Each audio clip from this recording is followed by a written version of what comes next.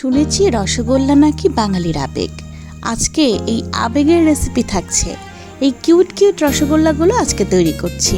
প্রথমেই 1 কাপ ছানা নিয়েছি, ছানাটা টক দই দিয়ে কেটে নিয়েছি, খুব ভালোভাবে মথে নিলাম। এখন 1 টেবিল চামচ ময়দা, 1 চা চামচ গুঁড়া দুধ আর 1/4 চা চামচ বেকিং পাউডার খুব ভালোভাবে মিক্স করে নিয়েছি।